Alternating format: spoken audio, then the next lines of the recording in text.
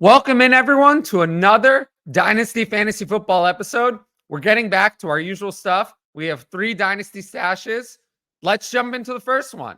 So, Hunter Renfrow. Now, Renfrow built a career under John Gruden and later Rich Bisaccia from 2019 to 2021. As a rookie in 2019, after being a 5th-round pick, started off good career. 49 catches, 605 yards, 4 touchdowns in 13 games. Then 2020, very similar, a little bit better numbers, but over 17 games. But the big thing came in 2021, 103 catches, 1,038 yards, 9 touchdowns. He was actually a wide receiver 1 in fantasy. I believe wide receiver 11 that year. Unfortunately for Renfrow, everything went wrong after that. Josh McDaniels, who ruins offensive weapons, became the Raiders head coach.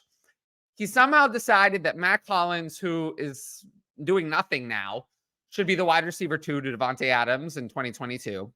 And Renfrow was relegated to non-existent status. He just had 36 catches for 330 yards and 2 touchdowns in 2022. And then in 2023, it became even worse after Jacoby Myers joined the team. 25 catches for 255 yards and 0 touchdowns. A total disaster.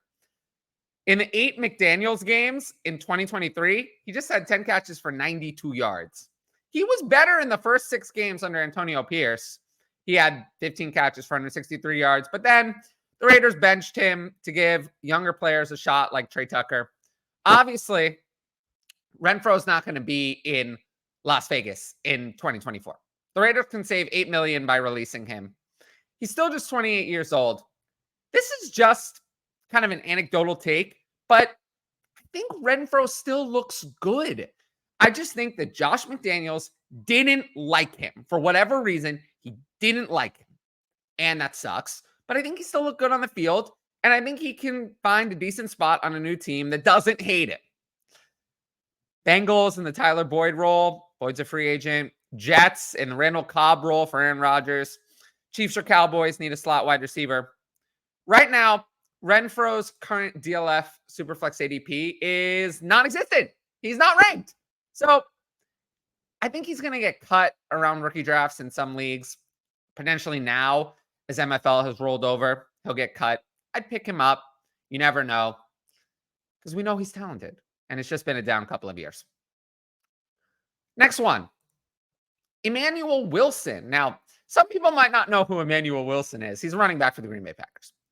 They signed him as a UDFA this offseason, and he beat out Lou Nichols, Patrick Taylor for their RB3 behind Aaron Jones and A.J. Dillon. Now, beating out those players is not particularly impressive, but he did make a spot on the team.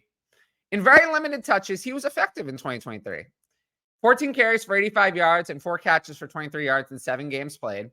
He was just starting to get more work, but then he suffered a bad shoulder injury that caused him to miss the final 7 games. He returned for the playoffs, and in those 2 games, he had 12 carries for 36 yards and a catch for 11 yards in 2 playoff games. Nothing super special, but he was involved. Now, the Packers will not sign free agent A.J. Dillon, re-sign him. They're not going to re-sign him because he was horrific in 2023. 3.4 yards per carry on 178 carries. He was bad. We've seen that A.J. Dillon is bad. They're not bringing him back, especially not at a higher cost. Now, Aaron Jones, they're probably going to retain because they already have $12.35 million in dead cap attached to him. They'd only save $5 million by releasing him. So I would assume the Packers general manager, Brian Gutekunst, said that they want Aaron Jones back. I think they're going to get that done. So Aaron Jones will be back as a starter, but that heavy investment probably precludes them from signing another free agent at running back. They do have 4 picks in the 2nd and 3rd round, of which one of them could be an A.J. Dillon replacement. But we know that Jones is already 29 years old, and this rookie running back class is weak or injured, like Jonathan Brooks, and who I've often seen mocked to the Packers with their 58th overall pick. So they might need a low-profile player to take some snaps. You never know. Wilson is the favorite for that role right now. His current DLF Superflex ADP is RB84, 276 overall. We've seen him play. We've seen him be good in limited touches. I'm not saying that he's anything special, but we're talking about dynasty stashes here. I got a comment in one of my videos that someone said, "Oh, Tank Dell and JSN are dynasty stashes" on some video. No, those are not dynasty stashes. We're talking about players who are doing deep dives. Some of you are in 30 roster leagues with 12 or 14 teams. You need to fill those later spots, and this is the type of player that I would recommend doing that with. Last one, Davis Allen. Now, I talked about Allen during the season, but I think it's important to revisit him now. At Clemson, he was a good prospect. In his final college season, he had 39 receptions for 443 yards and 5 touchdowns. But the problem was that he got buried in a ridiculous 2023 tight end class. And on top of that, he fell to the 5th round, which led to him mostly being used on special teams. And then you can see his total season stats, 10 receptions, 95 yards and touchdown all this year. But he wasn't involved until Tyler Higbee got hurt. He did get involved in the playoff game, which is why we're talking about him, because Tyler Higbee suffered a torn ACL in that game. Allen immediately replaced him, playing almost every snap after Higbee's injury. I believe Bryson Hopkins, their tight end 3, had just 1 snap. So he only had 2 catches for 28 yards in that game, but he has an opportunity now. Heading into 2024, the Rams, short on cap space, they have a lot of players to retain. They're not going to be able to spend more money at tight end, giving Higbee's massive contract. They owe him almost $11.5 million for 2024. They owe no savings by releasing him. And even worse, his 2024 salary and 2025 roster bonus are injury guaranteed. Obviously, he has a torn ACL, so he cannot pass a physical. They fully guarantee on March 18th, so there is no way out of those guarantees. But Higbee's not going to be ready for week 1. He's probably going to go on the PUP with his torn ACL. He's already 31 years old. Look, the Rams probably are going to have to roll with Davis Allen because there's only 2 real tight end prospects in this class. I don't think they're going to get Brock Bowers or Jatavion Sanders. So I wouldn't be surprised if Allen is the Rams starting tight end to open 2024. Kind of as crazy as that is, even though he hasn't done much. His current DLF Superflex ADP, tight end 29, 217 overall. It's actually kind of higher than I thought it would be. He's lower in the 1 QB ADP, but he's not rostered in most dynasty leagues. So if he's not rostered in your league, I would suggest picking him up while you still can.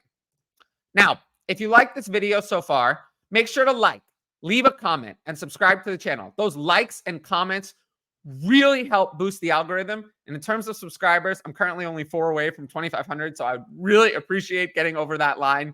It's been a battle for me. So I thank everyone who likes, comments, and subscribes to the channel. And don't forget to hit that notifications bell so you can be notified about all of my future content. In addition, sign up for the Patreon. The link's right there. Finally pointed to it correctly at the top right corner of the video.